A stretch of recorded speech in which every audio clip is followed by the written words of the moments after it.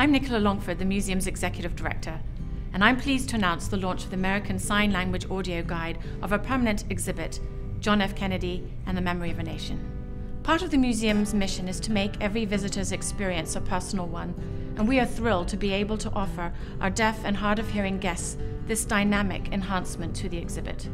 I would like to thank Wink Smith and his company, Winkshop, for developing an American Sign Language version of our audio guide. Wink's passion for history and gift of storytelling has been invaluable in producing this top-notch interpretation. I'd also like to thank Aiken Gump for their generous support of this ASL guide.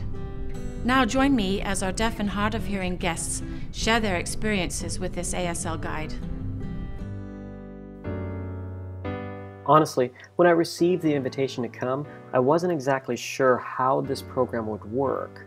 I figured it would be a sign language interpreter present who would interpret the exhibit.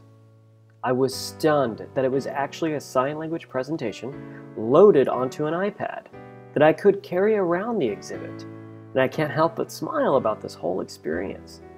This also gives a level of freedom to go at my own pace. The fact that this museum has taken this step is incredible, and the team that put this together is phenomenal.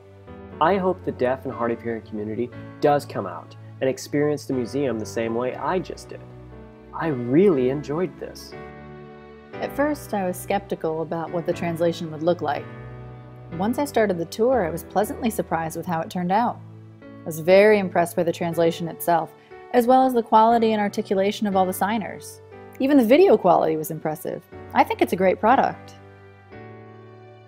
I've actually visited the 6th floor museum several times over the years, and I've always come in and requested the tour transcript, and I've enjoyed the experience. But my experience today was much more powerful.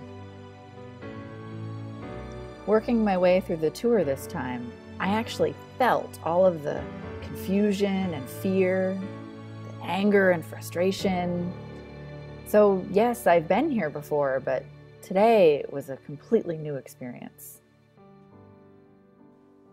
Whenever I go to a museum, I ask for a transcript of the tour, and like most deaf people, I read my way through the museum. After being introduced to the ASL guide, I have to wonder how much of previous exhibits I didn't have access to. For me, the ASL guide delivers the emotional connection that's missing from a written transcript. I feel like I have a more meaningful understanding of what happened here in 1963. I'd always thought an audio tour was just an added convenience and that someone was reading the script out loud. But now I can see the impact guided tours can have in any language. There's just so much to be gained. And that's one of the reasons I'm so excited for people to come try out the new ASL guide. I'm hoping other museums will upgrade their exhibits as well.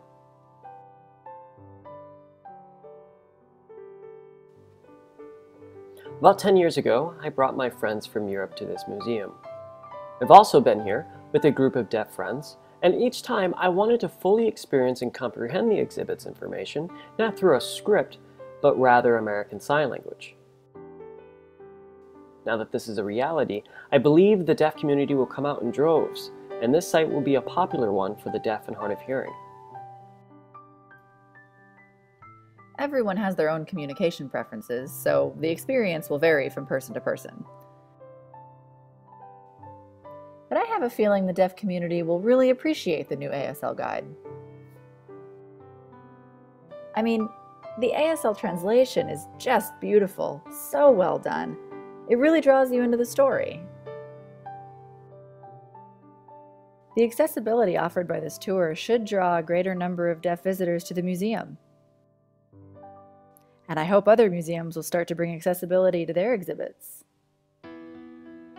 Thinking in terms of education, we learn and grow as individuals through understanding the emotions of those around us. And that applies to history as well. So I'm leaving here today with a new understanding of the emotional impact of these events and how they've changed history. And that's changed me as a result. That's the kind of educational influence museums can have. And I hope the benefit of the ASL guide isn't lost on other museums. My father is deaf. And one of the things I've enjoyed doing with him since childhood is having conversations in American Sign Language. Especially when he or I get into a storytelling mode, we can see how poetic the language is. However, this pleasure is stinted when we go to a museum, especially if the exhibit offers self-guided tours. I, of course, would get the audio tour to get every bit of information I can from the venue.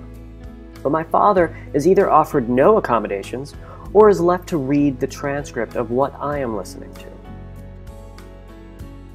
With this unbalance, we go through the museum, and I leave with a bottle of emotions and am enlightened about the new worldview I have gained. When I turn to my father to get some insight from him, his response is decidedly less enthusiastic. This was the catalyst for me to start doing translations for museums that offer self-guided tours. The idea was simple. All that I experience going through a museum has to be accessible to my father.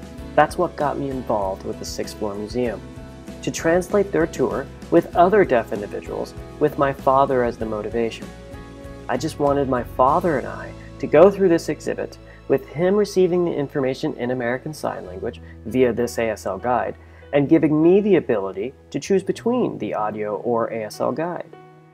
At the end of the tour, I hope that my father and I can have profound conversations about the experience we just shared.